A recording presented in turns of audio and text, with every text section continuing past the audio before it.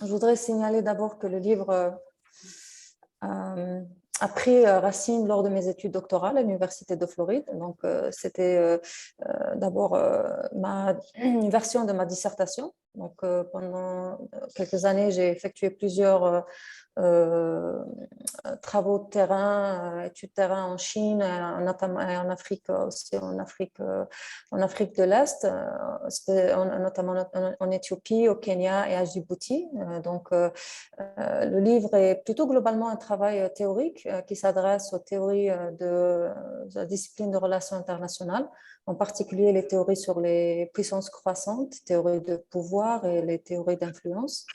Comme on le sait probablement dans ce groupe, comme on le sait déjà, probablement, la discipline des relations internationales est quand même assez biaisée du fait qu'elle se focalise presque exclusivement sur les perspectives anglo-saxonnes, disons, et perspectives aussi plutôt occidentales en général.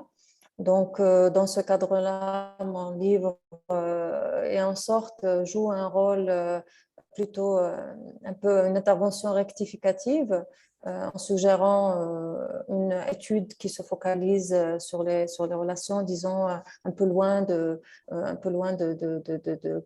études qui mettent un peu l'accent sur les contextes anglo-saxons, mais plutôt qui se focalise sur les relations sud-sud.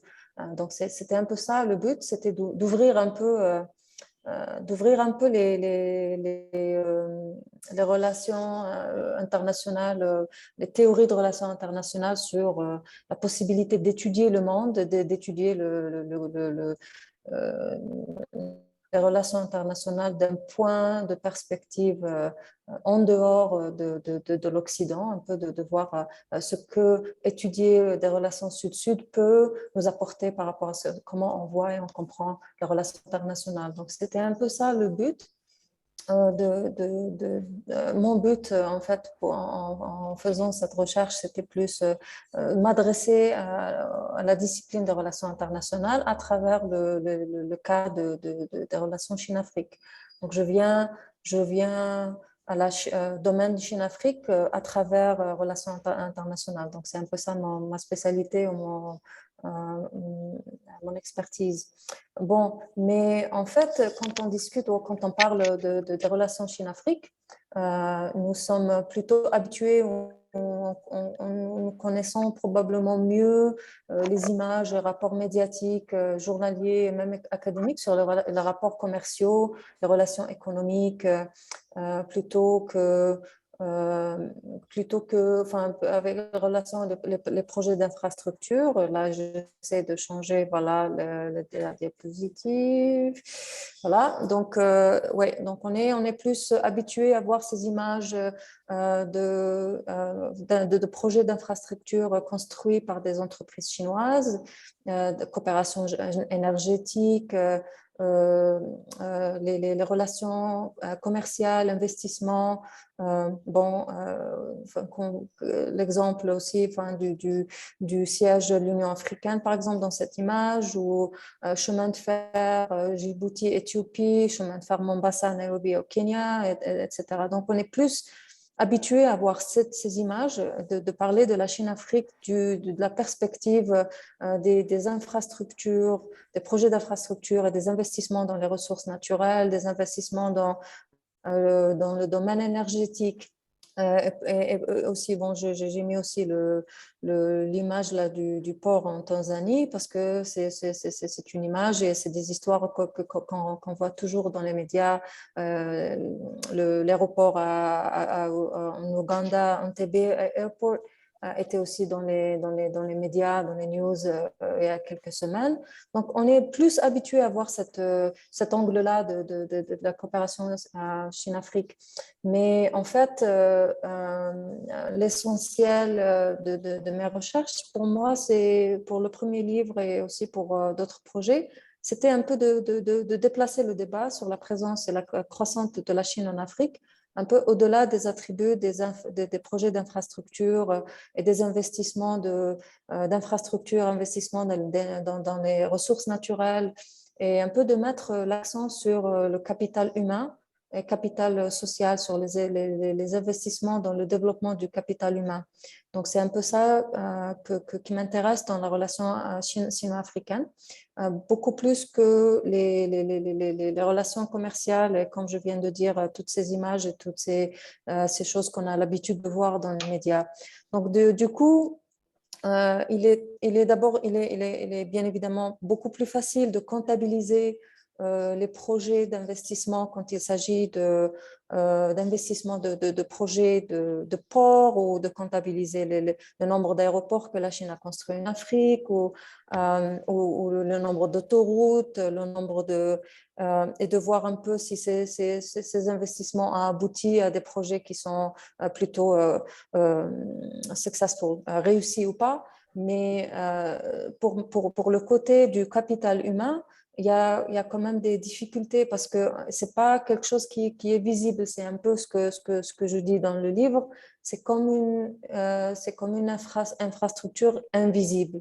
Donc, c'est des investissements qu'on ne voit pas les résultats de ces investissements directement. Donc, c'est pas quelque chose qu'on peut comptabiliser. On peut pas dire, comme si on a construit un port, on peut dire, voilà le coût et voilà ce qu'on a pu avoir comme rentabilité par rapport au développement du capital humain.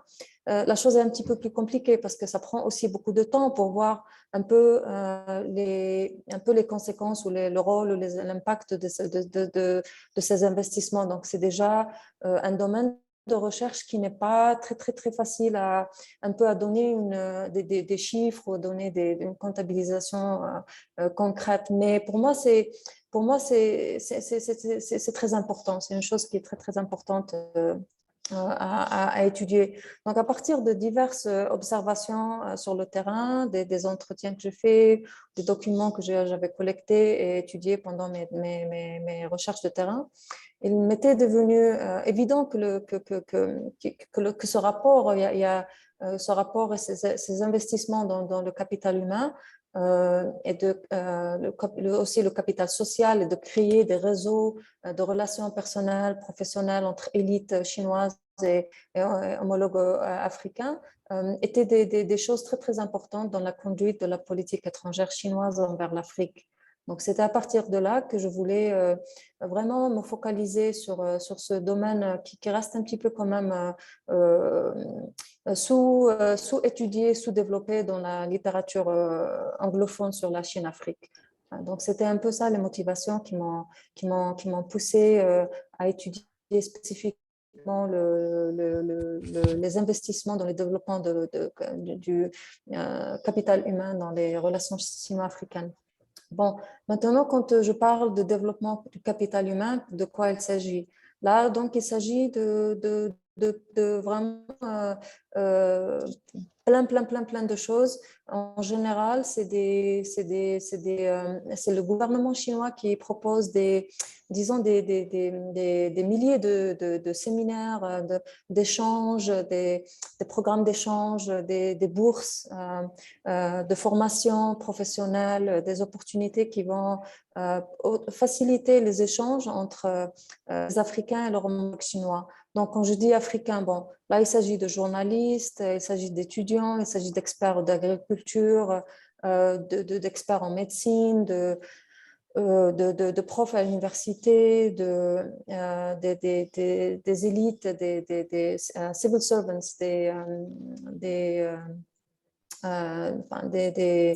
Fonctionnaire. des fonctionnaires, voilà. Donc, des ministres, des militaires, vraiment, c'est vraiment très global par rapport aux spécialités qui sont ciblées par ces programmes d'échange que le gouvernement chinois propose pour les Africains.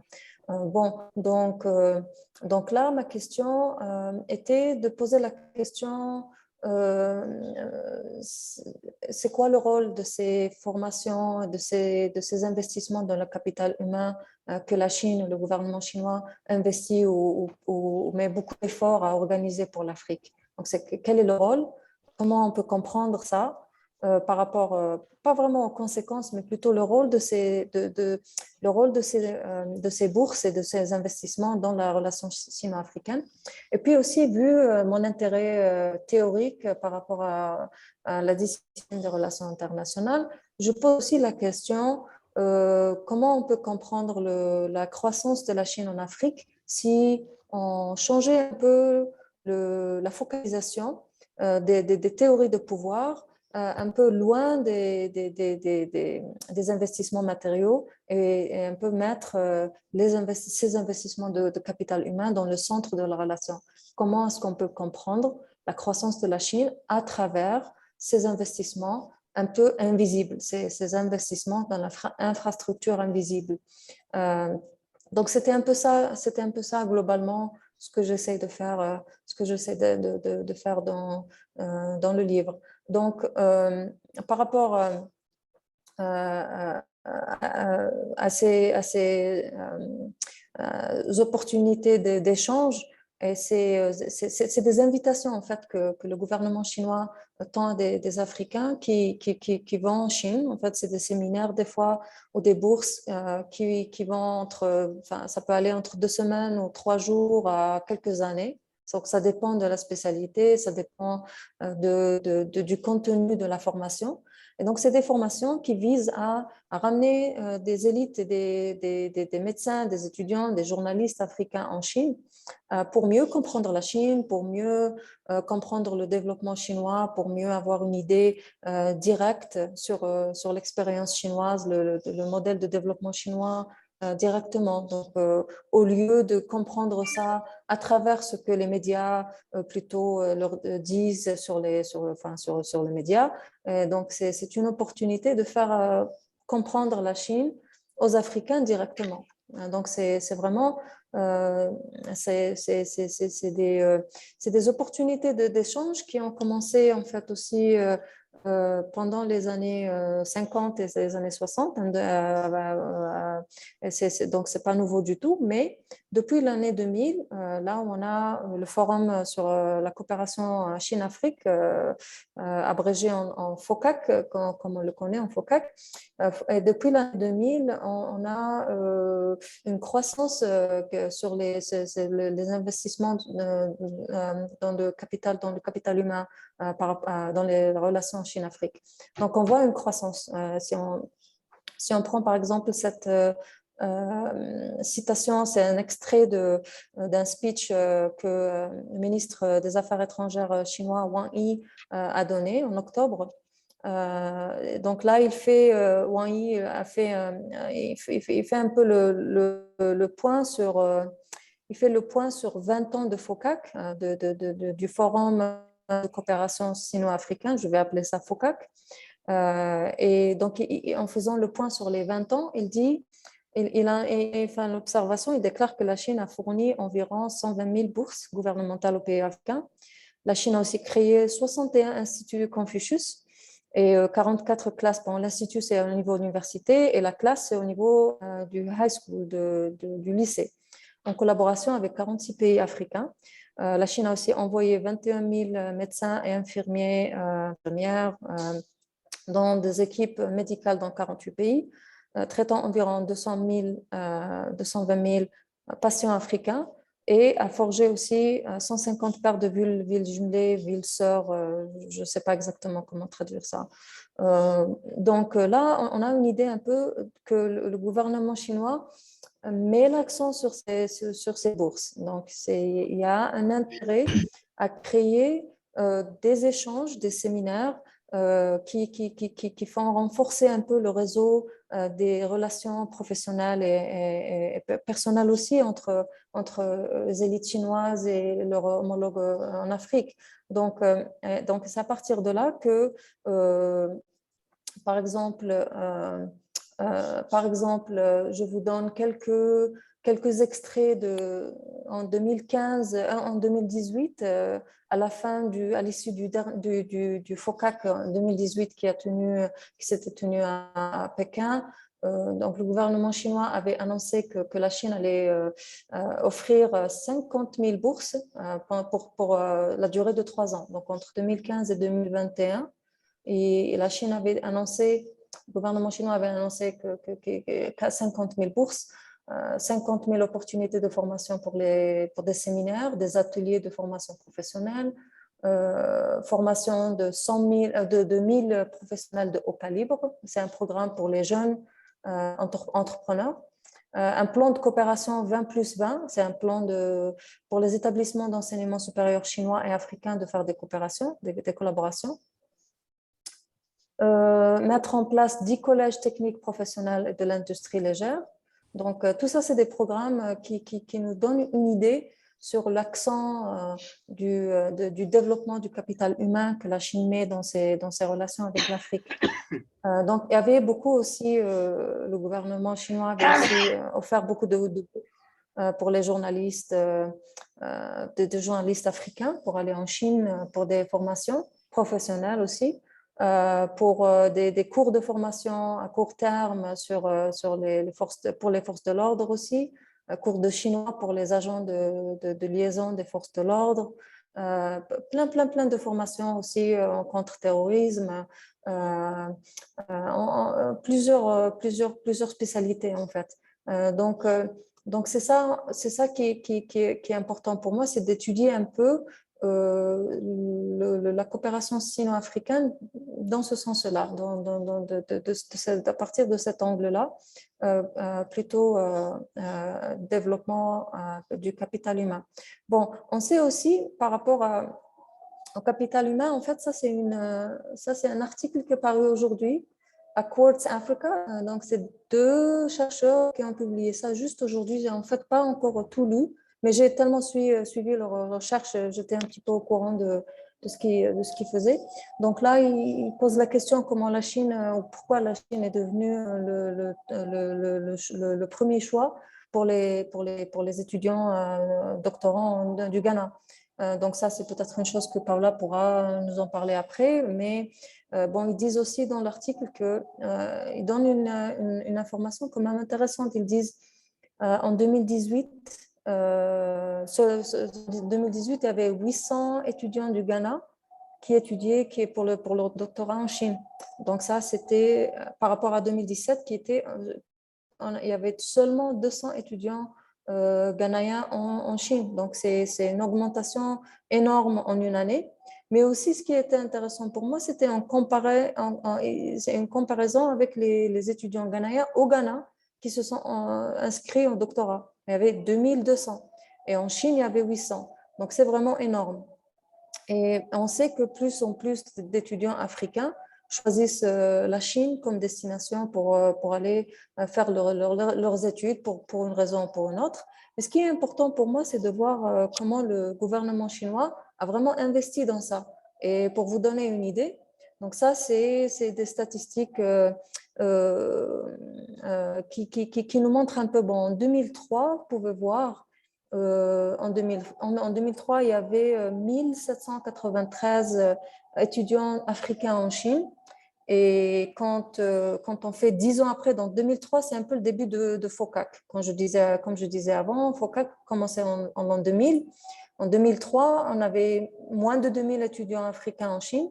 Vous pouvez voir après, même si on va juste à 2015-2016, une augmentation énorme de 1793 étudiants africains en Chine. On passe à 60 000. Après, en 2018, on passe à 80 000. Et les nombres là ne font qu'augmenter. On est en fait en pleine croissance pour voir le nombre. Bon, c'est vrai avec la pandémie et tout ça, c'est vrai que le nombre d'étudiants africains partout dans le monde s'est réduit parce que, bien sûr, il y a beaucoup de turbulences et beaucoup de ruptures et c'est un peu difficile. Mais c'est juste pour vous donner une idée. Donc, vous pouvez voir un peu la croissance. On passe de 1000 à 80 000. Donc ça, c'est pas peu. C'est vraiment quand même une trajectoire qui est... vous pouvez voir aussi ça sur ce deuxième graphe. Donc la couleur orange, enfin plutôt rouge, c'est l'Asie, le bleu, c'est l'Afrique. Donc, vous pouvez voir un peu la question qui est Where will the majority of international students, les étudiants internationaux qui sont en Chine, ils viendront d'où en 2021. Donc, vous pouvez voir l'Asie, c'est le numéro 1, bien sûr, parce que c'est des pays voisins. Après, le numéro 2, c'est l'Afrique. Donc, c'est directement le numéro 2. Mais là, c'est pas un travail de hasard. En fait, c'est des investissements que le gouvernement chinois a bien mis en place à travers des bourses, à travers des formations, des séminaires, à travers plein d'initiatives qui font ramener des fonctionnaires ou étudiants ou ingénieurs ou journalistes africains en Chine pour étudier. Donc, il y a un intérêt quand même croissant du gouvernement chinois de faire plutôt découvrir la Chine aux Africains à travers ces investissements dans le capital humain.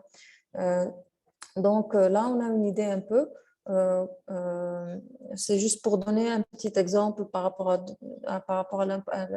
quand même la croissance de ces bourses et de ces investissements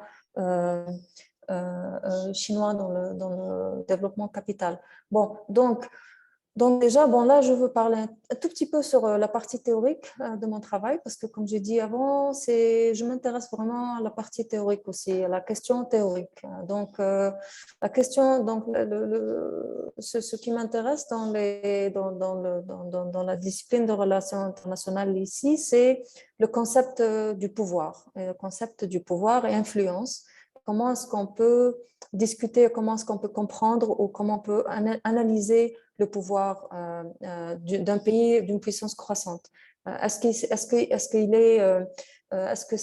c'est possible de se limiter à comptabiliser les investissements dans les ports ou de voir le FDI, les investissements FDI, ou de voir par exemple la présence militaire, ou est-ce que c'est assez de comprendre la relation sino-africaine si on se limitait sauf à ces investissements plutôt côté matériel. Et est-ce que c'est possible aussi de voir que le côté soft power, là, le pouvoir doux, si je peux appeler ça en français, je ne sais pas comment traduire. Mais est-ce que c'est assez c'est correct aussi de se limiter, de voir le soft power. Donc, déjà, je commence par présenter l'argument que ce n'est pas mon point de départ dans mon cadre théorique, c'est que les approches un peu traditionnelles des relations internationales du pouvoir, elles ne seraient pas bonnes en fait pour comprendre un peu, bien comprendre les relations, tout ce qui se passe dans les relations sino-africaines, parce qu'elles sont limitées à ces attributs matériaux. Donc, comme j'ai discuté au début, bon, donc si on ne regarde que les investissements dans les ressources naturelles, on aurait vraiment raté beaucoup de choses, comme ces ressources, des investissements dans des ressources humaines au lieu des ressources naturelles. Et donc, il aurait fallu créer un concept théorique pour comprendre ça, parce que en fait, les théories qu'on a déjà dans la discipline des théories des relations internationales ne sont pas faites pour comprendre ce genre de relations, ce genre d'investissement, l'investissement dans les ressources humaines, pas dans les ressources naturelles. Donc, et pour cela, j'ai développé ma théorie moi-même. Et donc, c'est une théorie qui met l'accent sur l'aspect relationnel. Donc, c'est les relations et le réseau du pouvoir. Donc, ce n'est pas sur le côté matériel de l'investissement en tel que, mais c'est plutôt un cadre, une théorie qui met l'accent sur le réseau, sur le réseau, les relations professionnelles, les relations personnelles. Et en fait aussi, tout ça, c'est les séminaires les chiffres que j'ai donnés, 50 000 bourses et 50 000 séminaires, et tout ça, c'est des opportunités aussi d'échanger, c'est vrai, mais c'est aussi des opportunités qui font diffuser des normes, qui font diffuser, qui font savoir le développement, qui font découvrir les normes de gouvernance, par exemple, ou le modèle de développement chinois aux homologues africains. Donc, c'est pas juste comme ça des bourses qui n'ont aucun rapport politique ou idéologique. Donc, c'est pour moi ça, c'est qui est intéressant. Et donc, j'ai dû développer une théorie qui se base sur le côté relationnel, le côté réseau, le côté production de knowledge production, des connaissances que je devais mettre l'accent sur ces choses-là pour comprendre la croissance et la politique étrangère de la Chine en Afrique. Bon, donc là, j'ai développé un framework, une théorie qui a trois angles.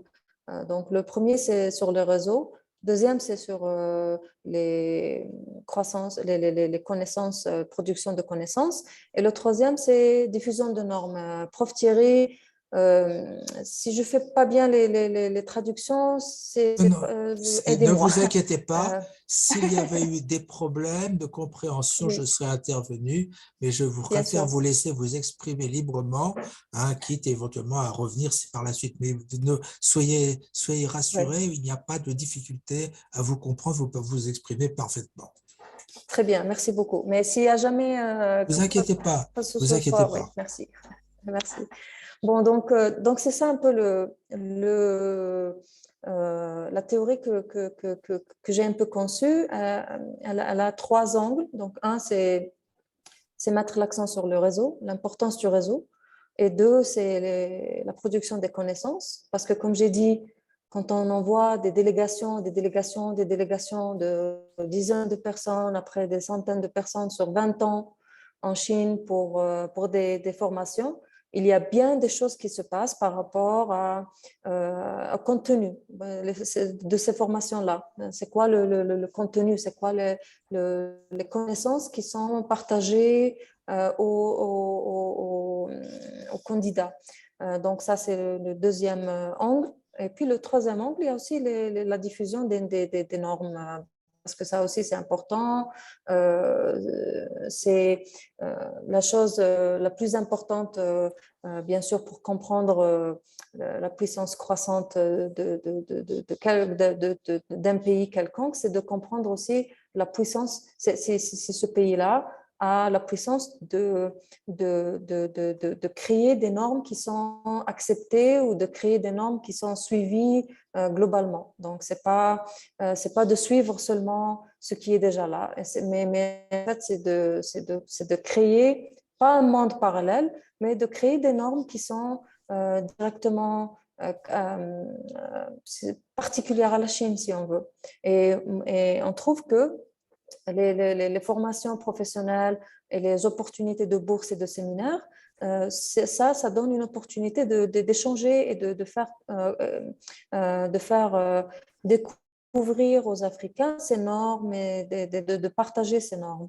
Bon, maintenant, il s'agit de quoi comme normes?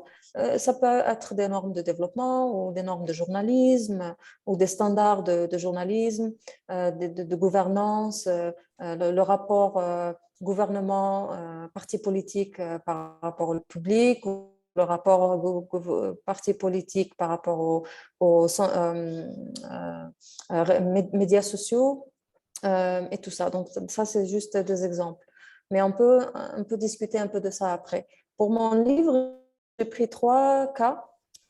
Donc, le premier cas, c'était le cas sécurité militaire, diplomatie militaire et sécurité. Donc là, j'ai examiné les opportunités de séminaires et de formation que le gouvernement chinois offre aux militaires africains. Donc ça peut être des militaires moyen rang ou haut rang, ou ça peut être aussi peacekeepers, les casques bleus. C'est des formations en Chine qui sont offertes dans le domaine de diplomatie militaire. Donc, pour le deuxième cas, j'ai pris les journalistes, le cas des médias. Donc là, parce que même quand j'étais plusieurs fois en Chine pour faire mes études de terrain, j'avais toujours remarqué qu'il y avait ou bien un séminaire ou bien un événement qui faisait ramener inviter des délégations de journalistes ou de ministres de communication, télécommunications africains en Chine pour discuter de pas mal de choses. Donc c'est un angle qui était vraiment important que j'ai vu dans le terrain. Bien sûr aussi, c'est pour ça que j'ai choisi le Kenya, Nairobi, parce que Nairobi, c'est là où il y a le siège de CGTN en Afrique, il y a aussi Xinhua, il y a aussi pas mal de choses. Bon, donc ça, c'était un angle très important à exploiter et voir. Aussi parce que les journalistes, comme vous le savez, quand ils rentrent, en fait le gouvernement chinois se plaint toujours des médias européens, des médias occidentaux, parce que dans la version chinoise, les médias occidentaux sont toujours en train de donner une image négative de la Chine en Afrique, des investissements chinois. Ils ne focalisent que sur mettent l'accent que sur le côté négatif des investissements chinois en Afrique. Et donc, pour le gouvernement chinois, il est impératif de faire ramener le maximum de journalistes africains en Chine pour leur faire découvrir la Chine en première main et pour comme ça qu'ils aient une idée de la Chine eux-mêmes, une idée formée de la Chine directement de la Chine et pas en deuxième main à travers les médias européens et américains et tout ça. Donc, il y a une grande importance qui est donnée parce que, comme vous le savez, un journaliste, après, quand il ou elle écrit une histoire ou un rapport sur la Chine-Afrique, c'est un peu, c'est un peu ces rapports-là qui donnent l'image des investissements chinois en Afrique. Donc, il est important pour la Chine qu'il y ait ces opportunités de formation de journalistes en Chine et que ces journalistes, une fois quand ils sont rentrés, ils vont donner une image plus correcte ou plus objective de la Chine, vu qu'ils ont ils ont été en Chine, ils comprennent la culture chinoise, le milieu, le contexte chinois mieux que des journalistes qui ne sont jamais allés. Donc, il y a cette importance de créer cette coopération dans le domaine des médias. Et donc, ça, c'était important pour moi d'examiner. Bon, et puis, le dernier volet, le dernier angle que j'ai examiné dans le livre, c'est bien sûr la diplomatie culturelle à travers Confucius Institutes, les instituts Confucius en Afrique. C'est des instituts qui font, qui font un peu c'est pas seulement, c'est pas un peu, c'est pas l'équivalent, disons, c'est pas l'équivalent direct de Alliance française ou de Goethe Institute ou de American Corner. Ils font autre chose. C'est un produit qui est quand même assez différent. Donc, ils font pas mal de choses, en fait, Confucius Institute, en delà de donner des cours chinois, bien sûr, et des bourses pour les étudiants qui prennent des cours chinois. Ils font aussi un relais, par exemple, entre les entreprises chinoises. Par exemple, moi, j'ai fait beaucoup de recherches à Addis Ababa, Confucius Institute à Addis Ababa. Et là, l'Institut, il fait la liaison. J'ai aussi visité Confucius Institute à Bamako et j'ai vu que c'était pareil.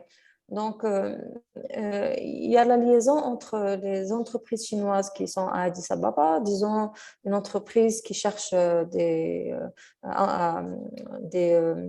employés, et l'Institut a des étudiants qui sont éthiopiens, qui parlent chinois, qui sont très brillants. Et ce qu'ils font, c'est qu'ils donnent des recommandations parce que cette entreprise va directement employer ces étudiants-là. Donc, il faut un peu le relais aussi avec les entreprises chinoises qui sont sur le terrain.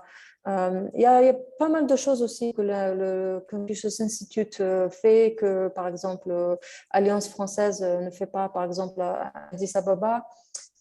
Confucius Institute donne des cours chinois pour les diplomates qui travaillent à l'Union africaine, au siège de l'Union africaine. Ils donnent aussi des cours chinois, business Chinese, chinois pour commerce, pour business. Et donc, on voit un accent sur le côté commercial, sur le côté business, sur le côté, comme pour dire, si on apprend la langue chinoise, on a presque tout de suite une opportunité de mieux gagner sa vie. Donc, on a tout de suite un boulot, on a tout de suite l'opportunité ou bien d'aller en Chine pour poursuivre des études plus avancées ou bien d'avoir un boulot c'est aussi une bonne chose pour des étudiants qui viennent de finir leurs études. Donc, c'est des choses très concrètes. Donc, quand on apprend le chinois, il y a des résultats concrets, quoi.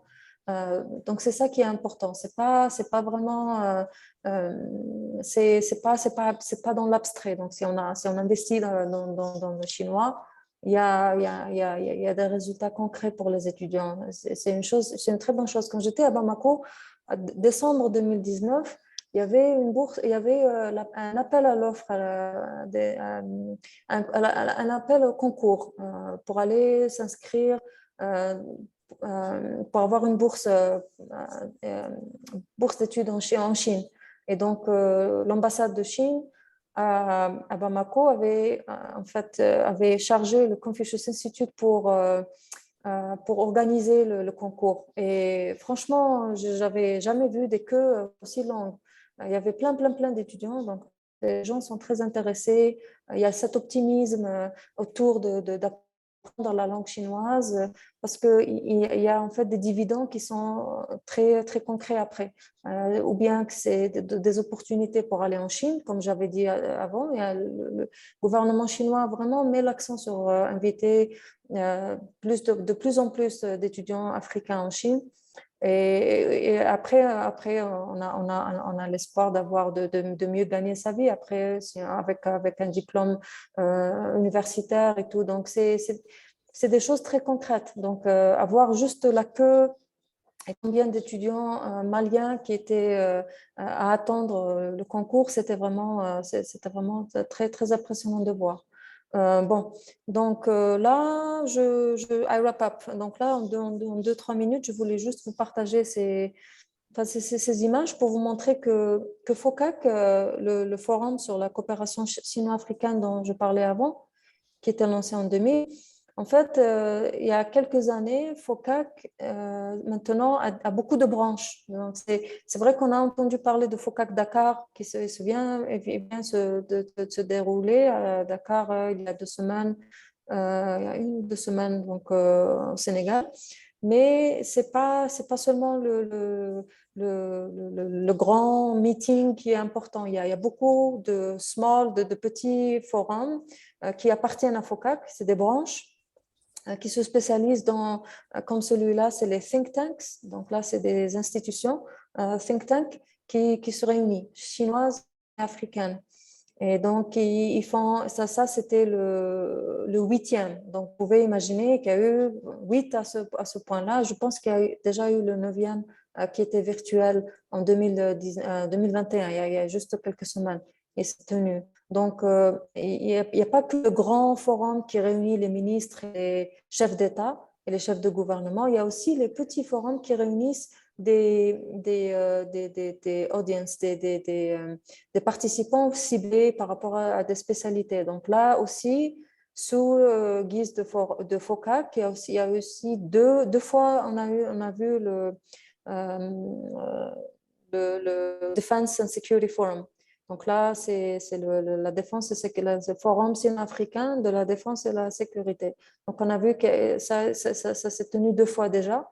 Et il y aura encore, bon, bien sûr, avec la pandémie, toutes ces choses-là ont été interrompues, mais on va probablement voir ces forums reprendre enfin, le rythme normal une fois que la pandémie a été contrôlée. Donc c'est aussi important quand vous voyez là, ces forums, ils sont importants parce que en fait, ce forum spécialement s'est tenu à Pékin. Il a duré 2 semaines.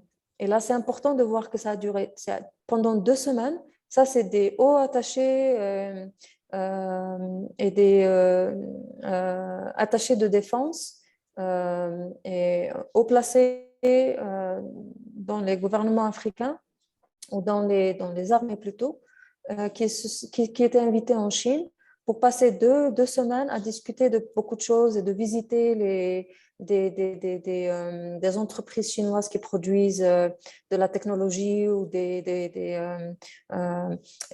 c'est important de comprendre que pendant 2 semaines, il y a le contenu de ces séminaires qui est important, mais il y a aussi le côté social, il y a aussi le côté professionnel, le côté personnel. Le côté social et personnel, c'est qu'il y a une collaboration qui va être de plus en plus étroite.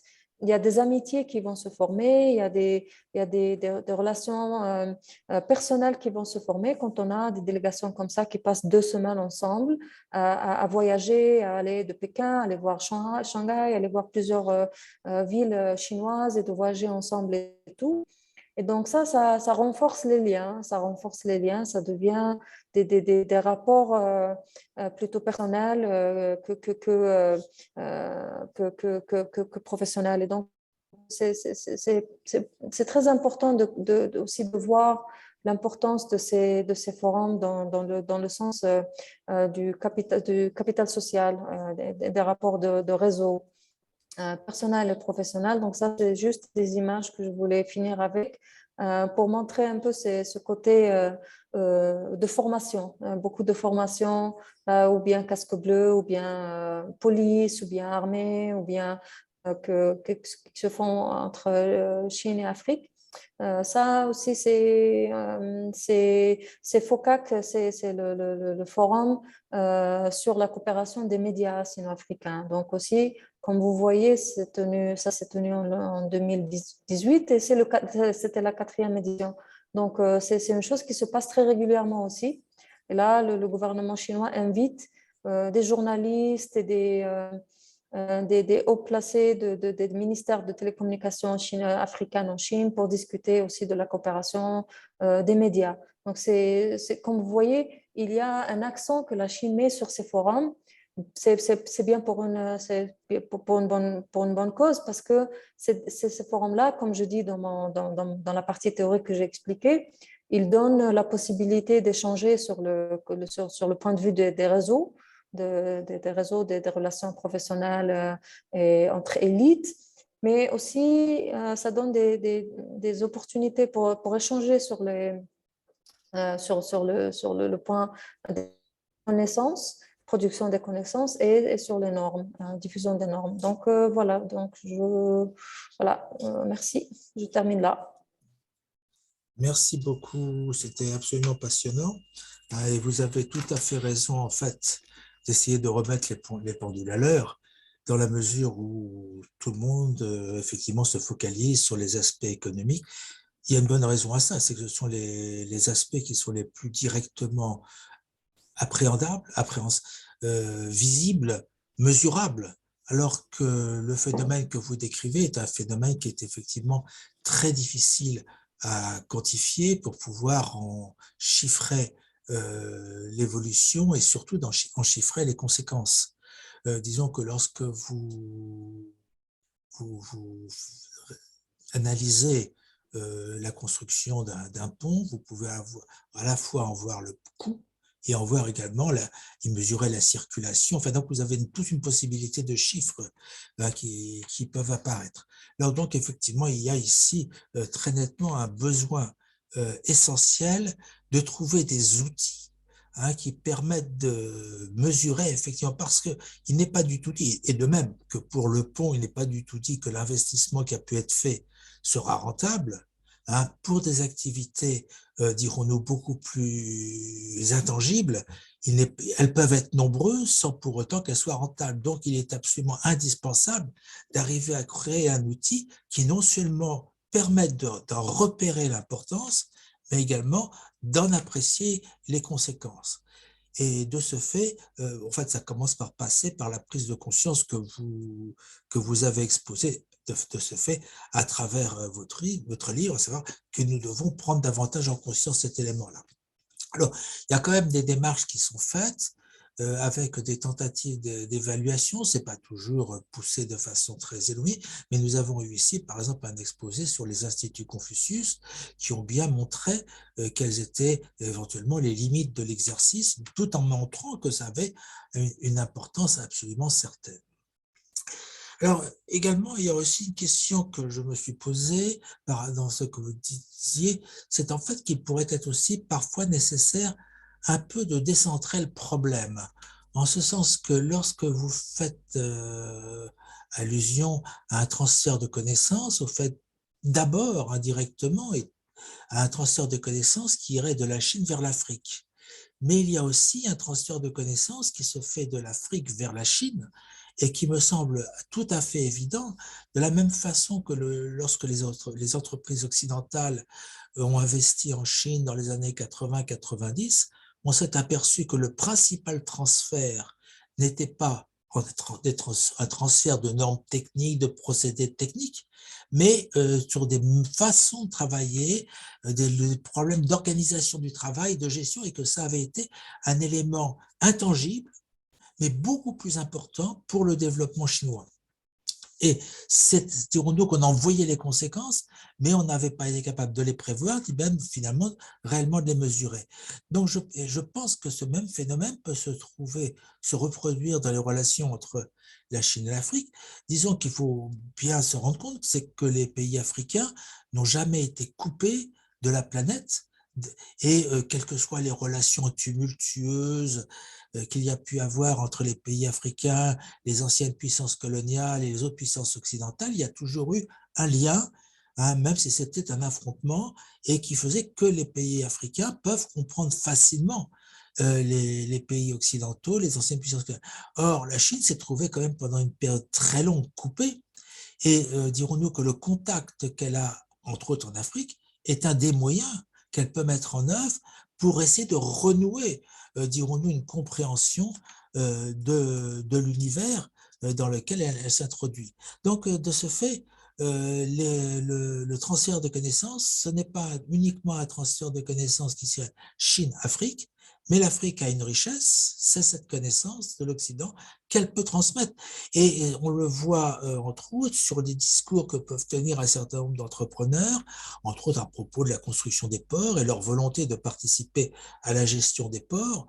Hein, c'est que l'Afrique devient l'occasion pour eux de rencontrer des modes de gestion qu'ils n'avaient pas, des modes de gestion occidentaux qu'ils ne pouvaient pas rencontrer lorsqu'ils, dirons-nous, dans un cadre chinois. Donc, ce transfert de connaissances, c'est un problème qui est beaucoup plus large, beaucoup plus complexe, et effectivement qui est de ce fait beaucoup plus facile à ignorer.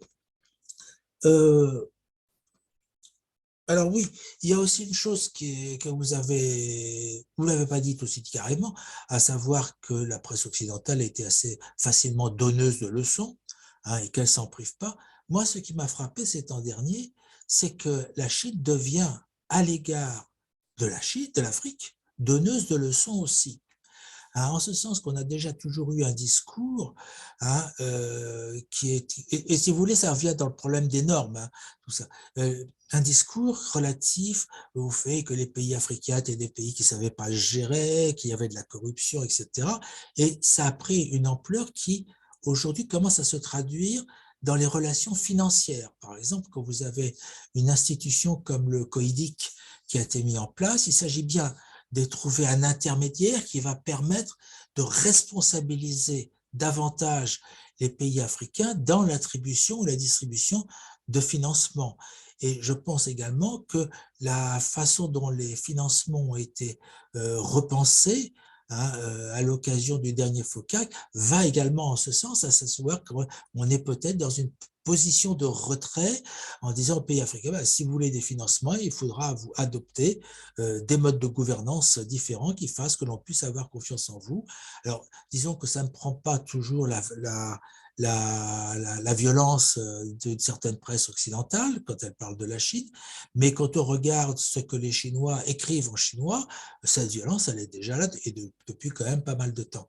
Donc, tout ça, c'est effectivement un champ d'études qui nous échappe, parce que si on reprend enfin, ce qui est la vision que j'ai déjà depuis un certain temps et que j'ai déjà eu l'occasion d'exposer, à savoir que l'Afrique n'est pas importante économiquement pour la Chine, mais l'inverse étant vrai, hein, mais qu'elle est politiquement importante pour la Chine, il est d'autant plus urgent de développer ces analyses qui cherchent à évaluer, à apprécier le rôle que la Chine prend dans le capital humain et dans le capital social africain. Ce serait l'observation que je ferai après vous avoir entendu là maintenant.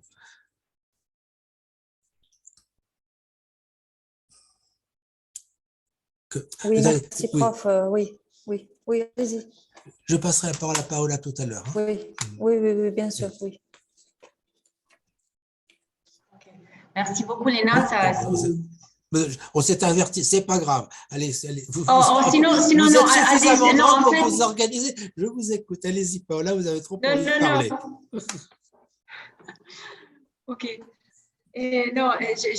Merci beaucoup pour cette présentation et pour le livre que j'ai trouvé absolument très intéressant et stimulant. Et surtout aussi d'une perspective de théoriser les pouvoirs, le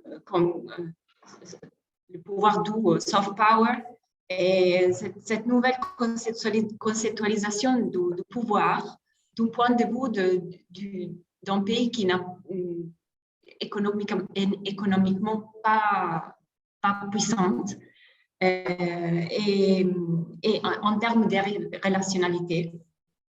J'ai trouvé très rafraîchissant et original. Et sur la question des étudiants ghanéens qui, en fait, je n'avais pas lu l'article, c'est assez frappant parce que c'est presque entière.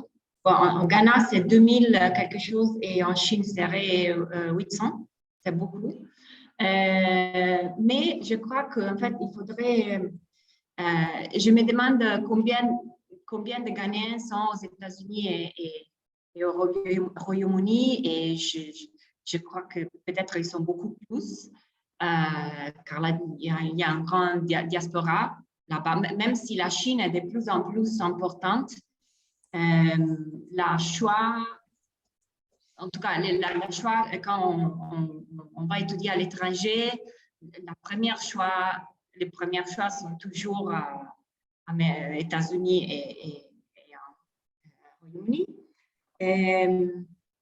Aussi, mais je crois qu'en fait, on a beaucoup plus de bourses pour la Chine et ça va impacter les décisions, bien sûr. Et dans mon expérience, je crois que la Chine, ça dépend au niveau des études, bien sûr, mais la Chine, c'est aussi une opportunité commerciale. Donc, par exemple, moi, j'ai travaillé dans une école de commerce, c'était sino-européenne, mais en fait, la plupart des gens qui venaient, c'était des entrepreneurs déjà établis. Et la première raison, c'était qu'en fait, on étudiait ici et après, on faisait des visites en Chine. Et pour eux, c'était absolument... Ils voulaient faire du business avec la Chine. Et donc, c'était une façon pour se connecter, une fois encore, dans ta théorie, c'était une façon aussi de se connecter avec des chaînes de valeur et des business en Chine. Et aussi, je me demande aussi, en fait, parce que ça, c'est en considération, c'est vrai, c'est la création de ces réseaux et de ces échanges je crois qu'il ne faut pas oublier qu'en fait, la Chine, elle aussi, elle part d'une position de déficit au niveau d'image. Alors que quand économiquement, déjà, elle est la deuxième pouvoir économique au monde. Mais au niveau d'image, elle n'est pas la deuxième. On a quand même aussi un intérêt et une volonté qui je crois, c'est aussi lié à ça. Et alors que, par exemple, bon, les États-Unis n'ont pas vraiment besoin de promouvoir leur image au Ghana, par exemple. Car déjà, on a des relations de soft power déjà différentes duquel on parle. Et oui, et finalement, je me demande aussi, et serait vraiment intéressant, et j'espère que peut-être dans l'avenir, tu vas faire des recherches sur ça, vraiment comment on pourrait mesurer l'impact de ces relations, de ces réseaux.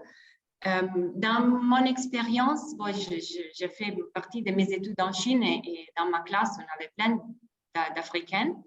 Mais je crois qu'aussi, les approches étaient très différentes. Et même les gens qui sont restés là 2 ans, ce n'était pas nécessairement qu'après 2 ans, ils avaient une idée positive de la Chine ou ils avaient établi des réseaux qui sont restés après le retour. Par contre, oui, ça peut aussi se passer que même peut-être une visite de 2 semaines, c'est assez pour établir un lien, surtout si on parle de commerce, en fait.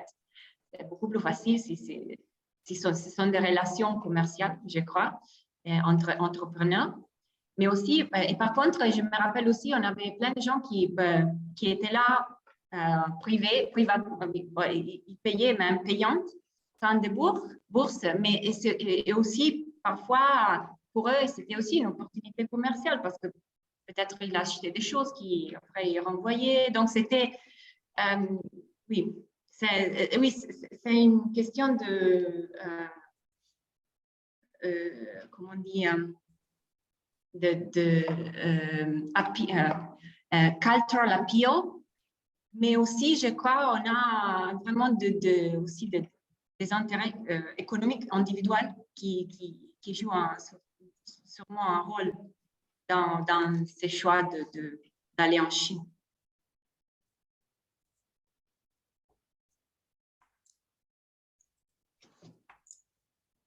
Lina, à vous. Oui, bon, merci pour les deux interventions, pour prof Thierry. Donc, c'est des points très importants que vous faites, c'est des choses très importantes. Bien sûr, sur l'élément intangible des transferts de capacités, les transferts de techniques, de connaissances. Donc, c'est très important aussi. Je tiens, oui, je comprends aussi que ces échanges ne sont pas, ce n'est jamais vraiment une seule direction, c'est vrai. Il y a toujours ça va dans les deux sens. Mais, c'est-à-dire par rapport à l'approche que je prends dans le livre, je ne trouve pas que les échanges sur le plan de la structure, ils ne vont pas dans les deux sens. Le rôle de l'Africain dans cette relation, c'est un rôle vraiment, la Chine est donneuse de leçons là, parce qu'on va à la Chine pour apprendre. C'est pas, on a pas, ou alors on a des experts, par exemple, j'ai travaillé un petit peu aussi sur l'angle agriculture, les centres, les demonstration centers, les centres de démonstration agriculture. Donc là, c'est des experts d'agriculture chinois qui viennent en Afrique pour mettre des centres de démonstration, d'expérimentation. Et là aussi, la relation, elle est la même si l'endroit ou le milieu, il est africain, mais la relation du passage des connaissances, elle est toujours, elle va toujours dans le même sens. Donc, on a des ingénieurs d'agriculture africains qui sont dans le rôle d'apprentissage par rapport à leurs homologues chinois. Donc, c'est toujours cette relation. Et puis, il y a aussi un déficit, non seulement par rapport au volume de commerce, trade volumes, euh, des équilibres commerciaux. voilà, oui. Il y a aussi des déficits dans les équilibres du nombre d'étudiants chinois en Afrique par rapport aux étudiants africains en Chine. Donc, on ne voit pas beaucoup d'étudiants chinois qui viennent en Afrique pour prendre des diplômes. Donc, on ne voit pas, l'université africaine, elle n'est pas vue comme destination pour l'étudiant chinois. Par contre, l'étudiant africain, il va toujours se déplacer vers l'étranger, que ce soit, avant, c'était les États-Unis, la Grande-Bretagne, la France, l'Allemagne, l'Inde, la Turquie ou la Chine. Donc, c'est dans ce sens-là que je dis que il y a un sens unique par rapport à ces transferts de connaissances, parce que l'Africain joue toujours le rôle d'apprentissage. C'est toujours un apprenti. Donc, et c'est à partir de là, en fait, que je vois qu'il y a la relation, elle est aussi hiérarchique, malgré le discours chinois qui dit, enfin, c'est sud-sud, où il y a la relation de solidarité, tout ça, mais quand on part du point de vue que l'Africain est toujours dans le rôle d'apprendre, ça peut donner quand même donc, un déficit d'équilibre. Non seulement, c'est pas seulement un déficit d'équilibre dans le volume des échanges commerciaux, mais c'est aussi un déficit d'équilibre dans ce volume d'échanges intangibles aussi. Donc, c'est ça aussi qui est important. Il y a pas mal de programmes aussi qui envoient des profs chinois en Afrique pour enseigner.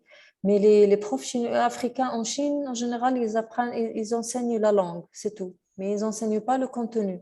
Donc, c'est Swahili, ou ils sont invités pour enseigner la langue, mais pas vraiment le contenu. Donc, ça aussi, c'est un problème. Et c'est un problème parce qu'on a besoin de renforcer un peu le rôle de l'Africain comme aussi un partenaire equal. C'est un peu ça le discours chinois, c'est qu'ils ils prennent les Africains pour partenaires et pour égaux, partenariat entre égaux.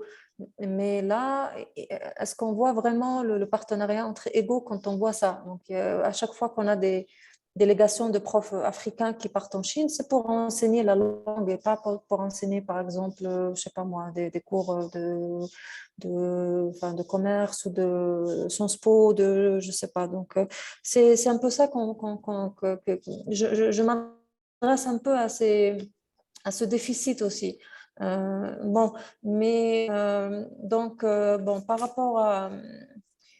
par rapport aux questions que Paula a posées, c'est des questions aussi qui sont très, très importantes et très, très intéressantes. Bon, pour ce qui est des bourses, c'est vrai que même dans l'article que je viens de partager, c'est vrai que la majorité des étudiants ghanéens qui sont partis en Chine disent, ouais, c'est vrai que ce n'était pas mon premier choix. Donc, si j'avais le choix, ça aurait peut-être été l'Union européenne quelque part, ou Royaume-Uni ou les États-Unis ou quelque part après la Chine. C'est un peu le choix forcé, quoi. C'est un peu la seule option qui existe, puisque c'est vraiment dû aux bourses scolaires dont je parlais avant. Et donc là, du coup, bon, il y a aussi le problème de visa que les États-Unis ont commencé à avoir avec les Africains depuis Trump administration. Et donc là, c'est un problème d'accès. Il y a aussi le problème du coût. Ça coûte très cher d'étudier aux États-Unis à ses propres frais. Et donc la Chine rapporte une réponse à tous ces problèmes-là. Donc à la fois, c'est un pays accueillant, du moins par rapport au visa. Oui. Bon, pas en tant que société. Moi, je ne suis pas en train de discuter du côté mais plutôt, mais vous savez, si vous êtes un étudiant africain, décrochez une bourse vers la Chine, vous êtes reçu à l'aéroport déjà, il y a un encadrement qui est envoyé, tous les frais sont payés, vous avez une bourse, le billet pour entrer est payé, l'assurance médicale, tous les frais sont payés. Donc vraiment, on est vraiment bien reçu du côté logistique en Chine. On n'est jamais livré à soi-même quand il s'agit de bourses chinoises. Et donc c'est ça un peu qui a rapporté un avantage, qui a donné un avantage à la Chine, à les universités chinoises par rapport à l'Afrique. Il y a vraiment beaucoup d'autres problèmes, bien sûr, mais globalement, c'est vrai que c'est les bourses du gouvernement chinois qui ont fait cette différence. Maintenant, je pense que les États-Unis étaient classés, il y avait un rapport qui a été publié par l'UNESCO en 2019 et il y avait une section sur les bourses pour les étudiants africains. Et vraiment, le gouvernement chinois était le numéro un gouvernement qui fournissait le plus grand nombre de bourses d'études pour les Africains. Après, je pense que les États-Unis étaient classés cinquième, quelque chose comme ça. Donc, vraiment très, très en arrière, quoi. Mais et pour moi, bon, il ne s'agit pas trop de comparer avec les États-Unis parce que les États-Unis, c'est vrai que les États-Unis ne sont jamais vraiment intéressés à l'Afrique par rapport aux Africains. Donc, mis à part la sécurité, mis à part le militaire, le côté militaire, il n'y a pas vraiment beaucoup de présence américaine en Afrique. Donc, il y a le côté charité, là, le côté AIDS programme et le côté militaire. C'est un peu ces deux côtés-là seulement. Mais donc, pour le côté culturel et études et tout ça, c'est vrai que les États-Unis n'ont jamais vraiment été un joueur ou un joueur important ou un acteur important dans ce domaine. Mais ce qui se passe, c'est qu'on voit maintenant, enfin, on voit que les États-Unis s'intéressent beaucoup à ce que la Chine fait en Afrique et il y a le discours du containment of China et tout ça. Et ce qui est important, c'est que de comprendre ce que la Chine fait en Afrique, on doit vraiment aller au-delà des investissements dans les projets d'infrastructure et les investissements dans les ressources naturelles. Donc jusqu'à ce que les États-Unis vraiment comprennent ce que le gouvernement chinois est en train de faire avec les bourses et les étudiants, ils ne sauront pas vraiment comment la Chine est en train de fonctionner. Frédéric. Okay. Et donc, bon, et donc, voilà, donc ce côté des bourses. Bon, deuxième point. Oui, le déficit au niveau de l'image. Je trouve que ça, c'est un très bon point aussi. C'est très, très important parce que c'est vrai que la Chine part déjà d'un désavantage, donc le déficit de l'image. Je suis tout à fait d'accord sur ce plan-là. Et une façon de changer ce déficit de l'image, c'est de renforcer un peu ces opportunités d'inviter les… Maintenant, les quelques les exemples que vous avez partagés, c'est aussi des exemples que j'ai vus. J'ai vécu aussi, il y avait une fois, je me rappelle, il y avait un séminaire formation agriculture à Pékin qui avait invité pas mal une centaine de participants d'Afrique. Et je me rappelle que j'avais fait quelques entrevues, des interviews avec des participants. Il y avait quelqu'un du Rwanda qui me disait, bon, écoutez, la Chine, c'est un pays énorme. Et ce qu'on nous partage, ce qu'on partage avec nous par rapport aux leçons d'agriculture qui ont été réussies en Chine, ne pourront jamais être relatables au Rwanda parce que c'est d'abord la surface n'est pas la même. On ne peut pas discuter de la même mécanisation d'agriculture. Les deux contextes sont tellement différents que ce qu'on a entendu aujourd'hui dans le séminaire est complètement inutile. Donc, c'est vrai qu'il y a toujours eu ces difficultés ce qui est communiqué pendant ces séminaires n'est pas toujours réussi ou utile ou vu positivement. Seulement, cette même personne-là m'avait dit que l'expérience en général de venir en Chine et de voyager en Chine et d'avoir l'opportunité de venir assister à ce séminaire est très positive. Donc, c'est une chose que la personne que j'avais interviewée m'a dit que c'était une chose tellement positive que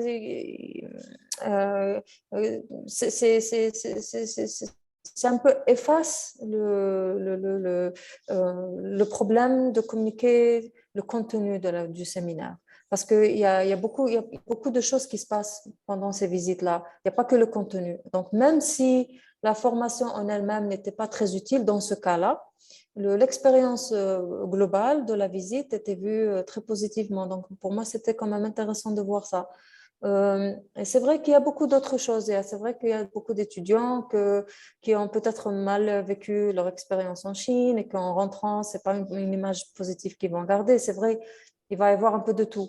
C'est pas garanti que juste en donnant une bourse à un étudiant, que cet étudiant va être toujours avoir des avis favorables à la Chine. C'est vraiment pas ça le but, mais le but, c'est en fait de, de maximiser les opportunités pour créer peut-être renverser ce déficit au niveau de l'image, parce que de plus en plus en fait, d'étudiants ils comprennent mieux la Chine après passer 2 ans ou 3 ans.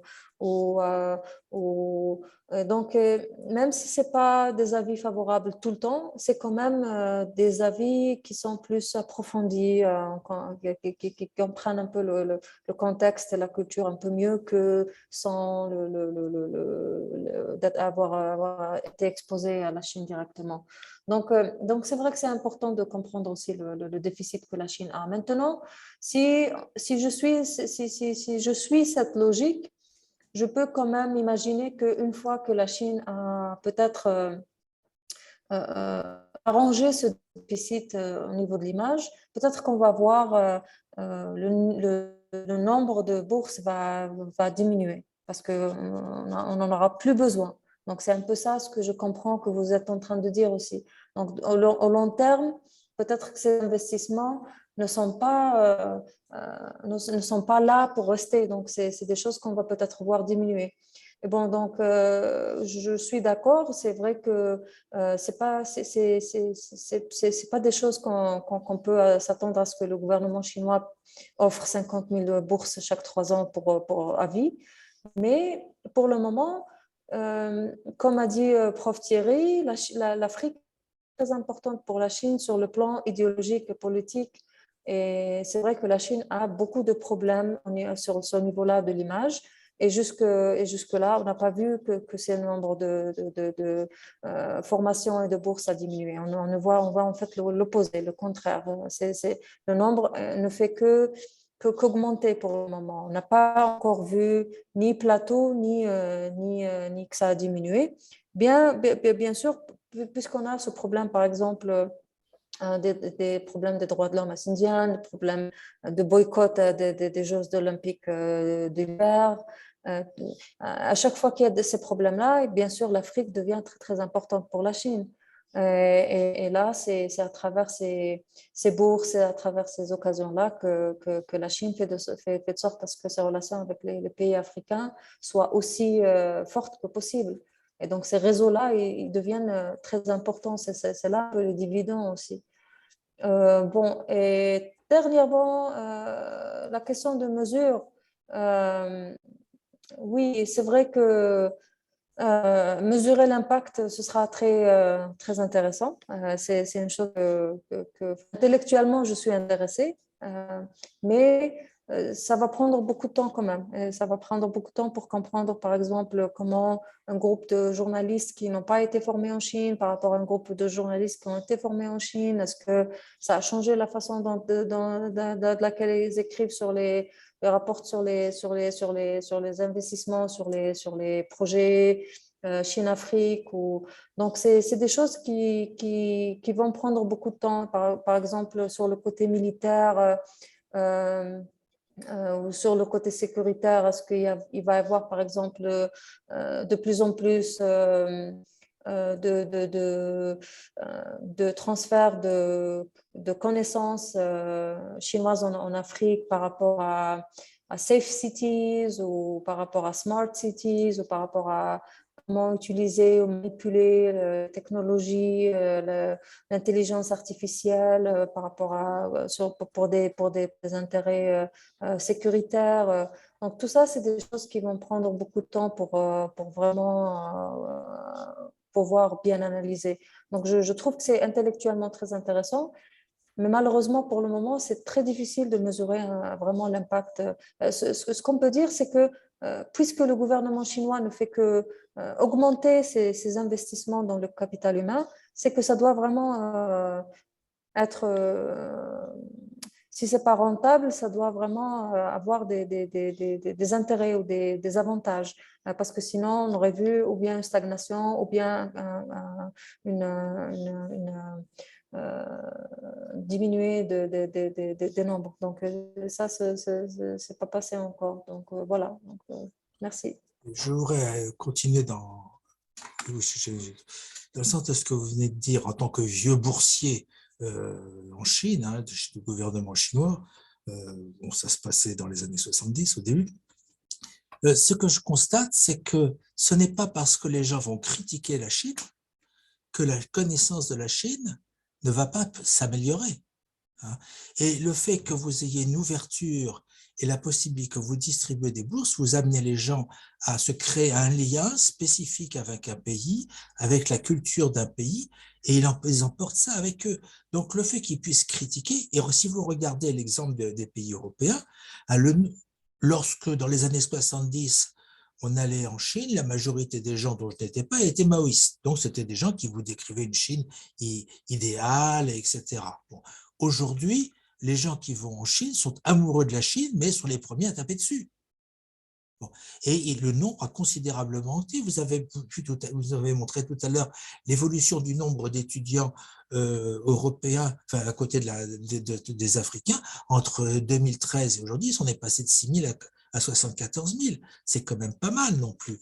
Et vous avez donc de ce fait là un biais par lequel les gens vont mieux comprendre. Et je pense que même si c'est pour rentrer chez eux en critiquant, ils apporteront quelque chose. Hein, et disons que ça joue dans les deux sens. Hein.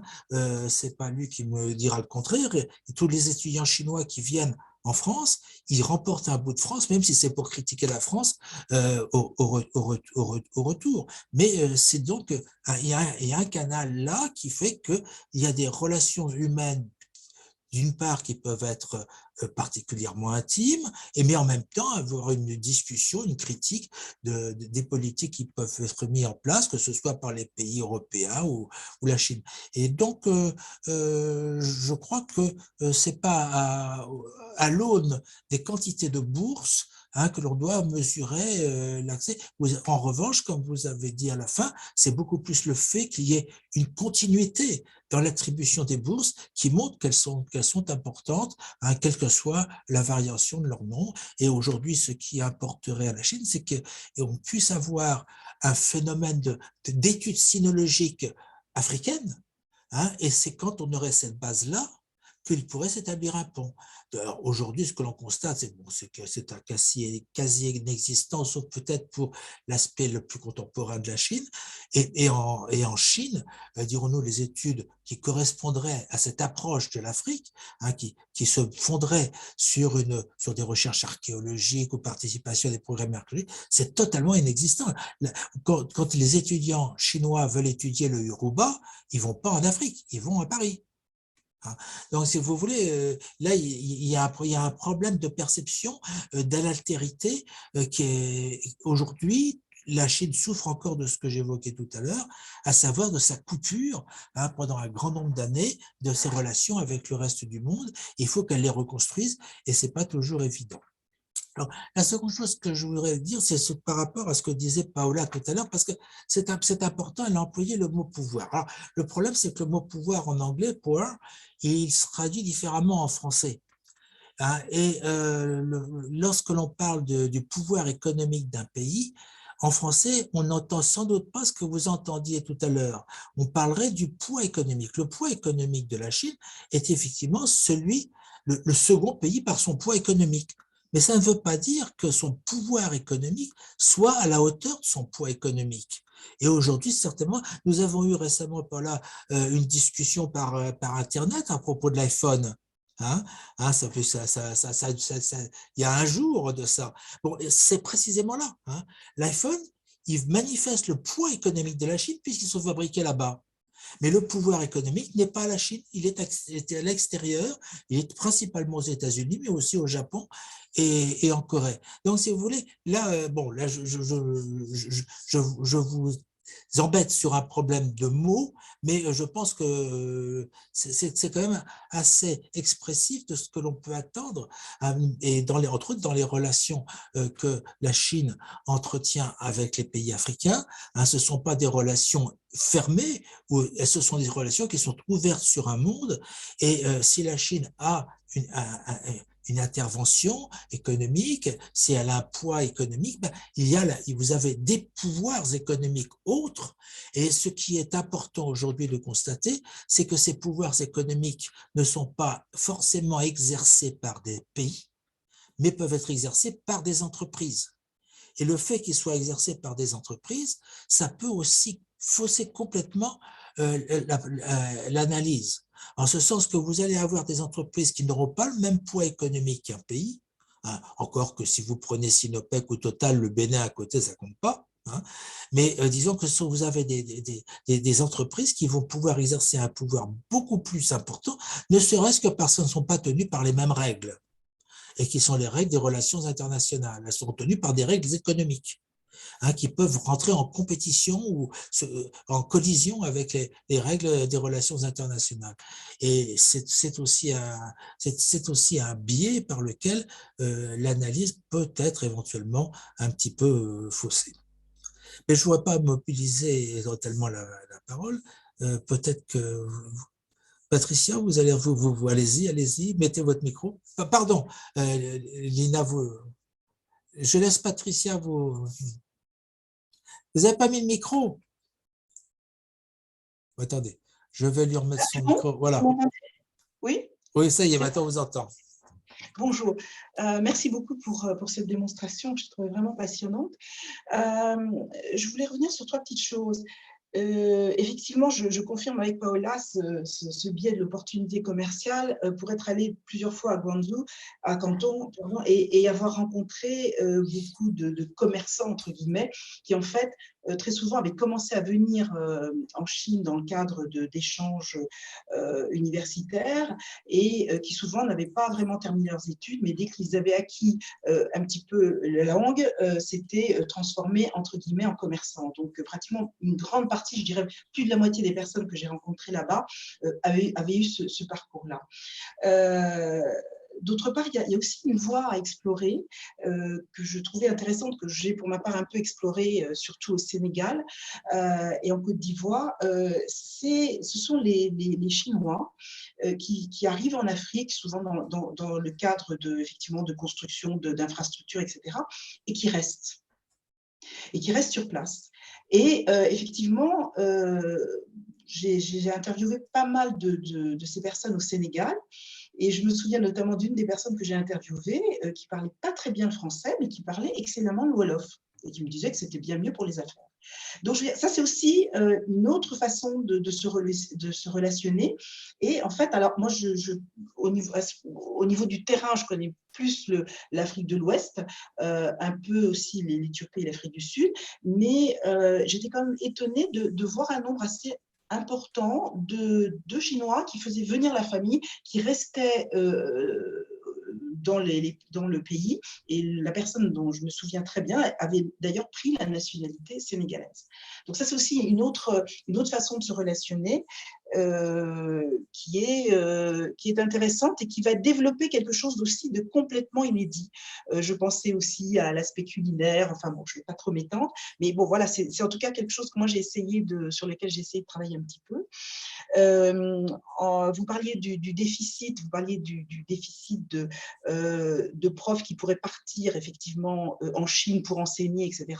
Le problème, c'est que, bon, on sait quand même qu'en Afrique, il y a un déficit général dans le supérieur et que, voilà, je veux dire, les quelques professeurs enfin, je dis les quelques parce que vraiment, en tout cas, dans les pays où je suis, notamment au Sénégal, qui sont là, effectivement, ils restent, ils enseignent sur place. Et à propos, juste un petit mot à propos des Africains et des États-Unis, effectivement, il y a peu, on peut dire, il y a une présence assez faible comparativement à la puissance américaine des US en Afrique. Mais ce qu'on peut dire quand même, c'est qu'il y a une présence très, très importante d'Africains aux États-Unis. Et évidemment, je ne fais pas allusion à la traite, mais il y a depuis à peu près 20 ans beaucoup d'Africains qui habitent les États-Unis, qui sont en go-between. Je ne parle pas, par exemple, de cette fameuse écrivaine nigériane qu'on connaît très bien, mais je veux dire, il y a vraiment un lien quand même avec les États-Unis qui passe par la communauté afro-américaine, qui est quand même pas négligeable, qui n'est peut-être pas suffisant, mais enfin, je veux dire, qui est vraiment très important. Voilà, je vous remercie. Lina? Oui, merci beaucoup, Patricia, pour cette intervention. Oui, je suis tout à fait d'accord. Il y avait une prof à l'Université de Floride qui a fait la recherche sur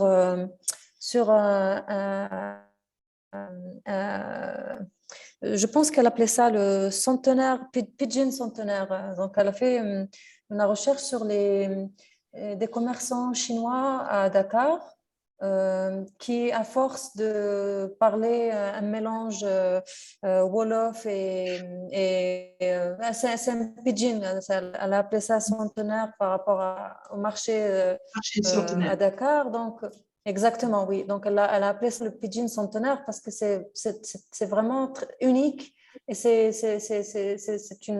un début d'une langue qui vraiment a commencé. Et pareil en Algérie, en fait, je suis d'Algérie et il y a pas mal de commerçants chinois qui en fait parlent plus de langues locales que les Algériens eux-mêmes, que moi-même. Donc par rapport à la langue kabyle, par rapport à la langue. Et c'est un peu la force du commerçant chinois, un peu. Il y a toujours eu ça. Je suis d'accord que c'est une façon de se relationner, c'est une façon, c'est quand même un angle très important. Et j'avoue que je n'ai pas,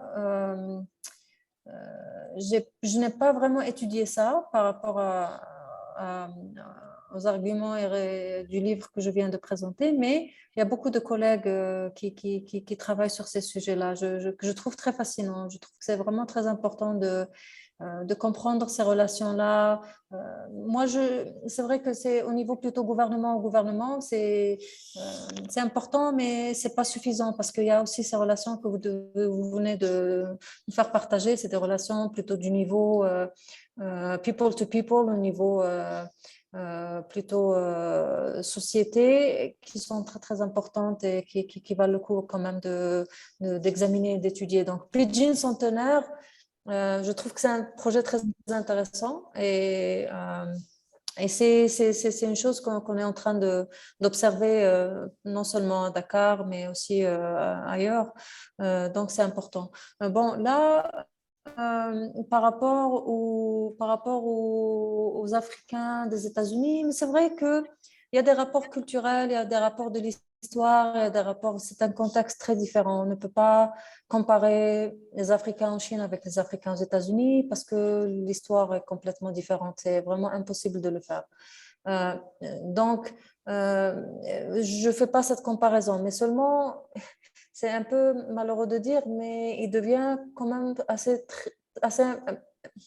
assez difficile de parler de Chine-Afrique sans au arrière-plan, l'arrière-plan, c'est les États-Unis où il y a quelques d'autres vraiment, il y a toujours cette comparaison qui se fait presque automatiquement, même si on ne le fait pas directement.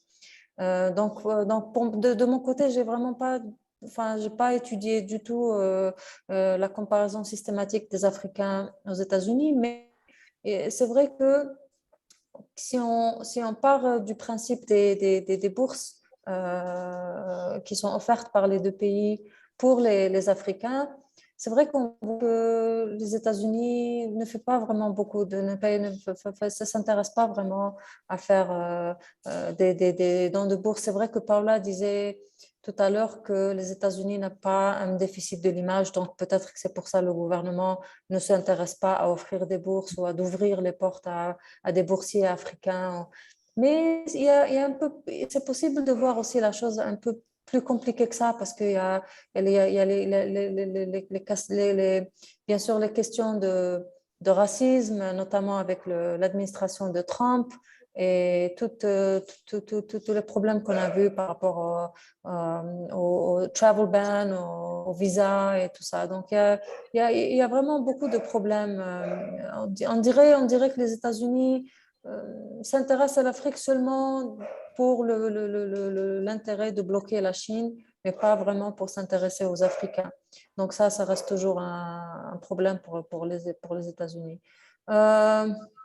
Oui, bon, voilà, donc je voulais juste vous remercier pour votre intervention, que je trouve très intéressante. Je voudrais revenir juste sur ce que vous venez de dire à propos de l'intérêt des États-Unis pour l'Afrique. Mais l'intérêt de tous les pays pour l'Afrique, il est politique. Il est d'abord politique. Hein. C'est 3% des échanges mondiaux, l'Afrique. Hein, c'est 5% de l'investissement direct mondial, donc étranger, hein, l'investissement direct étranger. Bon. Donc, l'intérêt des États-Unis, c'est effectivement actuellement pour pouvoir contrer la Chine, mais parce que précisément la Chine a pu obtenir une telle puissance de soutien au sein de l'Assemblée générale des Nations unies qu'il faut bien aller rechercher les pays africains. Et le problème est exactement le même pour l'Union européenne et pour tous les pays européens. Hein. L'Afrique est intéressante que parce qu'elle peut représenter un pouvoir politique dans des instances où un pays, une voix. Bon. Donc, c'est de ce point de vue-là qu'il faut analyser les relations, à mon avis. Et donc, tous les efforts qui sont faits vont dans ce sens. Et effectivement, il est plus important pour la Chine d'investir dans le capital humain ou relationnel que d'investir d'un point de vue économique, parce que finalement, que l'Afrique se développe ou se développe pas, c'est un peu secondaire.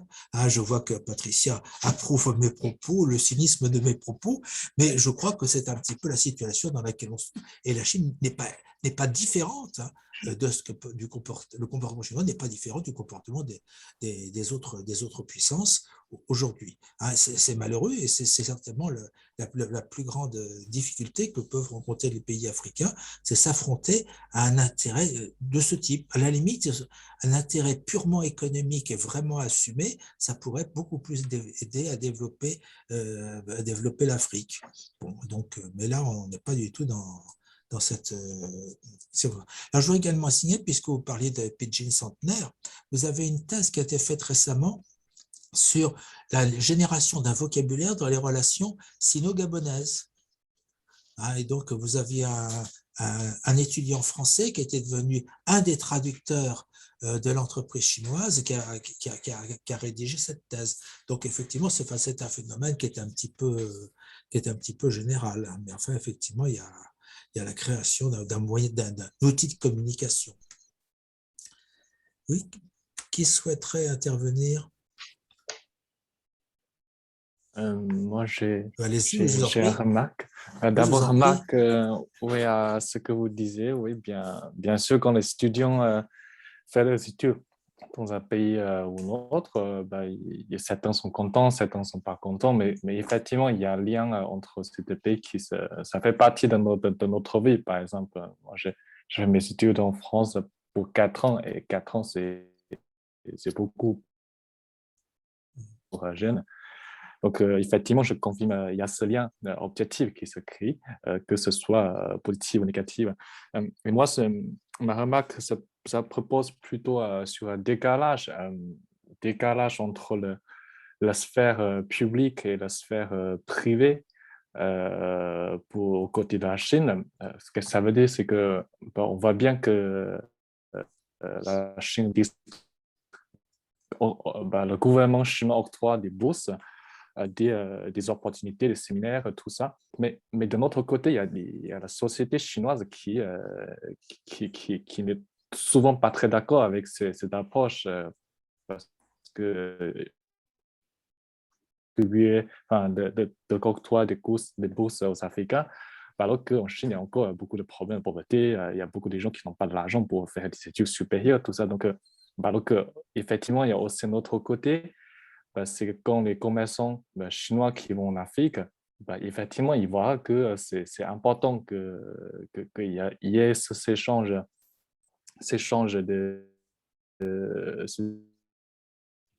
des échanges gouvernementaux. Mais moi, je dis ça, c'est pas pour d'autres pays, parce que par exemple, en France, je peux constater qu'il y a comme une fraction et des factions, au sein du gouvernement, il y a des partis qui sont plutôt à gauche, plutôt à droite, et la gauche, pour caricaturer un peu, la gauche attire plus le tiers-monde, alors que la droite sont méchants, etc. Donc, il y a cette attraction.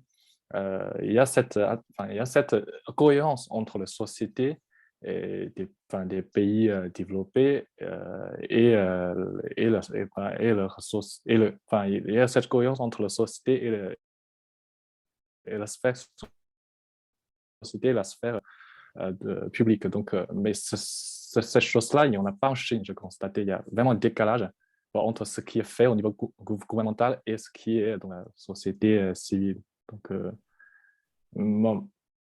est-ce que ça va évoluer ou est-ce que si on continue toujours dans ce mode public-là, ça devient au bout d'un moment pas soutenable? Sauf à se refermer.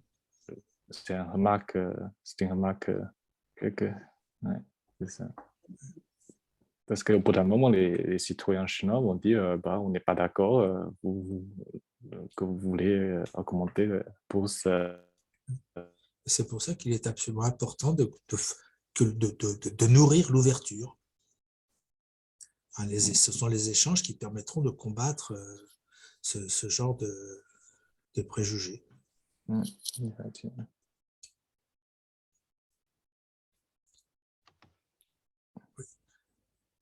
Oui. Je vous en prie, allez-y, Frédéric. Par ailleurs, allez-y, je vous en prie. Une question un peu hors sujet. Vous avez parlé de l'adaptation des Chinois ou du commerçant chinois aux langues locales. Est-ce que c'est quelque chose de nouveau ou est-ce que ça remonte aussi à la diaspora chinoise d'il y a 150 ans, lorsque les Chinois ont pris les marchés dans les possessions françaises en Pacifique ou sont allés aussi bien en Amérique du Nord que dans les Antilles, les Caraïbes, etc. Parce que moi, j'étais surpris quand j'ai dû m'occuper une fois des problèmes dans la France outre-mer, c'est-à-dire Nouvelle-Calédonie et Polynésie, qu'il y avait là un quasi-monopole de commerçants chinois sur la distribution ou sur une certaine partie de la distribution.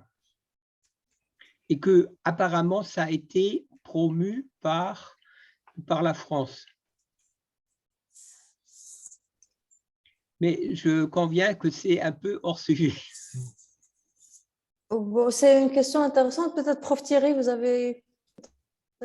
Oui, ce que je peux dire, c'est que, en fait, la façon dont on analyse ça, il faut mettre la connaissance de la langue en rapport avec les besoins exacts et le stade, dirons-nous, de développement économique. Lorsque vous avez un petit commerçant qui doit vendre des fruits, des légumes ou des produits comme ça, le vocabulaire nécessaire est limité et la connaissance de la syntaxe est forcément très limitée. Donc, ça peut être relativement facile que d'avoir les outils indispensables à la communication, mais dès qu'on sort de ça, il n'y a pas grand-chose. En revanche, si on arrive déjà sur la seconde génération, à ce moment-là, cette seconde génération, comme elle aura été à l'école du pays, elle aura tous les outils linguistiques et éventuellement la formation et la connaissance et la sensibilité à l'environnement juridique pour pouvoir complètement s'adapter et pouvoir travailler à égalité de moyens avec les gens qui sont des gens de leur génération nés sur place. Donc, si vous voulez, je dirais que le problème qu'on est en train d'aborder, c'est pas tellement le problème du commerçant ou du petit entrepreneur chinois, c'est le problème du petit commerçant ou de l'immigré, quel qu'il soit, hein, qui doit forcément avoir un outil, et je pense que l'on peut trouver exactement les mêmes comportements avec des gens qui viennent d'autres pays, qui soient serbes. La seule chose, c'est que le serbe, on le verra moins, on le distinguera moins dans la masse parce qu'il n'aura pas une face asiatique. Hein, et je crois que c'est... Et vous savez, les Polonais qui sont arrivés en France au 19e siècle, pour aller à la mine, il n'était pas tellement nécessaire qu'ils parlent le français, hein, sauf pour dire des choses très élémentaires. Et ils avaient un chef d'équipe qui parlait peut-être un peu mieux français, mais la seconde génération, elle avait tous les outils. Donc, en fait, je ne parlerai pas d'habilité, mais je parlerai simplement d'acquisition du minimum d'outils indispensables, comme le ferait tout immigré dans des situations. Ce qui peut changer, ce n'est pas forcément à ce niveau-là, c'est le fait peut-être de se trouver dans des réseaux. Et le fait que vous ayez un réseau, d'abord, effectivement, il pourra vous apporter un petit peu de formation, hein, la connaissance de ces mots, de ces mots indispensables ou de ces phrases toutes faites indispensables, mais en même temps avec l'approvisionnement qui vous permettra d'amener votre activité, de conduire de façon plus ou moins florissante. Alors peut-être, mais je ne suis même pas sûr que ça soit vrai pour les Chinois, parce que ces réseaux là, on les retrouve avec les Africains.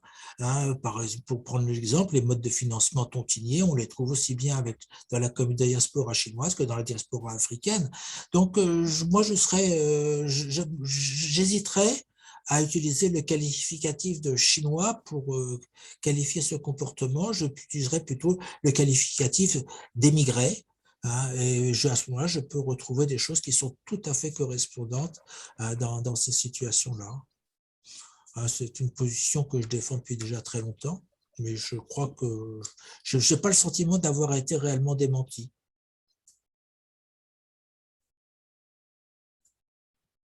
Tiens, il n'y a pas de réaction. Ou bien j'ai raison, ou bien vous êtes complètement accablé. Non.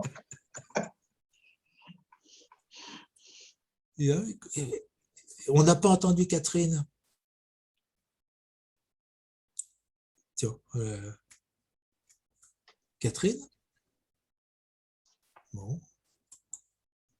Bien, elle a laissé son truc ouvert, mais elle n'est pas là.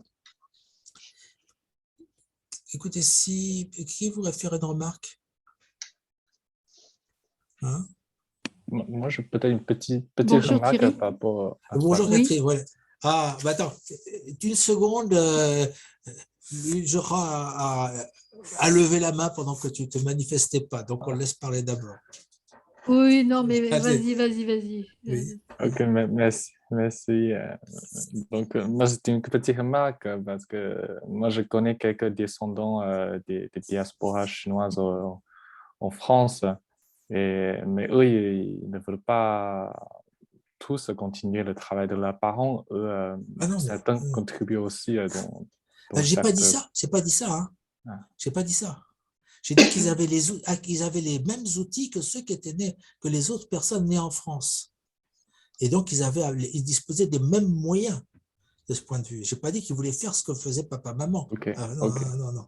Ok, bah, c'est bon. Donc, c'est une petite remarque. Bon, Catherine, et après ça, je pense. Catherine. Oui, non, je voulais vous remercier, toi et Lina, pour cet éclairage socioculturel, mais il est vrai que c'est une des premières choses que les Chinois font quand ils vont à l'étranger, et ce n'est pas seulement propre à l'Afrique.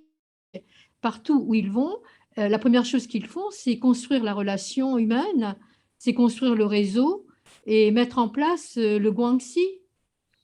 Et ça facilite énormément tout le travail ensuite de formation, de diffusion de l'information, de réseautage.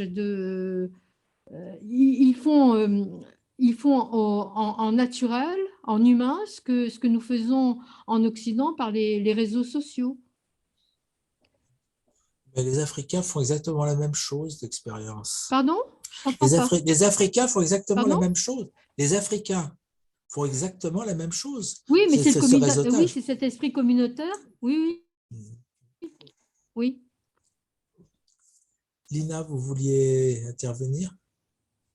Non, non, non, je suis tout à fait d'accord. En fait, je cite un peu le concept de Guanxi dans le livre, et puis je suis d'accord que c'est aussi quelque chose qui est compatible avec la façon de faire les choses dans pas mal de pays africains déjà. Donc, les affinités sont déjà là. Donc, je suis Oui. tout à fait d'accord, oui. Oui. Ben, si on est d'accord, de quoi peut-on discuter? Bon, écoutez, il est presque 19 h. Je suis absolument navré, Lina, que nous soyons si peu nombreux, parce que c'était une discussion qui était absolument passionnante et vous nous avez fait découvrir votre travail, c'était un vrai plaisir. Oui. Hein, et de toute façon, c'est pas perdu pour tout le monde, puisque comme c'est enregistré, hein, ça sera mis en réseau. Je vous promets pas, certainement pas ce soir, mais sans doute demain. Hein, et je fais en même temps à chaque fois une annonce à travers la liste de diffusion pour signaler que le document que la séance est enregistrée et peut être effectivement entendue. En tout cas, je vous remercie très sincèrement, hein, et dirons-nous que nous n'étions pas nombreux, mais c'était les meilleurs. Ah oui, oui, c'est plaisir à moi. Merci beaucoup. Merci. Et à bientôt, j'espère. À bientôt, j'espère. Au revoir. Merci. Au revoir. Merci, Lina. Merci beaucoup. Merci. Oui. Bye bye. Allez, au revoir. Je vais fermer. Au revoir. Au revoir. Au revoir.